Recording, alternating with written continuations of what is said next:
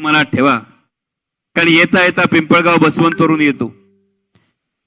येताना काही झेंडे दिसले, येताना काही झेंडे दिसले, झेंड्यावरचं कमळ दिसलं. येताना काही रस्त्याना झेंडे दिसले, झेंड्यावरचं कमळ दिसलं. पण झेंड्यावरचं कमळ कोमेजलेलं होतं, कांद्याच्या चिखलात रुतलं होतं. झेंड्यावरचं कमळ कोमेजलेलं होतं, कांद्याच्या चिखलात रुतलेलं होतं. कांद्याबरोबर स्वप्न होती, कांद्याबरोबर भावना होती, कांद्याबरोबर मेहनत होती. पण तुमच्या निर्यात बंदीच्या निर्णयानं आमचं गणित फसलं होतं. तुमच्या चुकीच्या धोरणापायी आमचं नशीब बसलं होतं. याच मेहनतीचा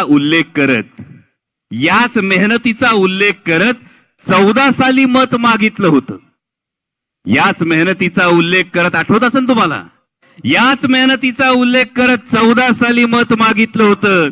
पण आज मात्र त्या कांदा उत्पादकाला चकार शब्दानं पुसलं नव्हतं. शेतकऱ्यांना डांबून ठेवून, तुम्ही शेतकऱ्यांना डांबून ठेवून आमचा आवाज दाबणार नाही. कमानीवरचं नाव झाकलं तरी पवार साहेबांचं काळजावरचं नाव पुसणार नाही. आणि म्हणूनच कांदा उपटणाऱ्या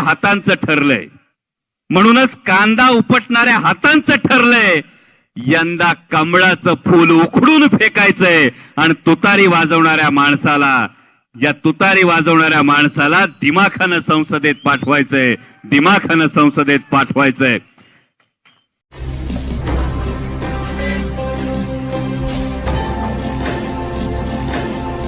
ताज्या घडामोडी आणि नवनवीन माहिती मिळवण्यासाठी समाज दर्पण या YouTube चॅनलला सबस्क्राईब करा आणि बेल आयकॉनवर क्लिक करा.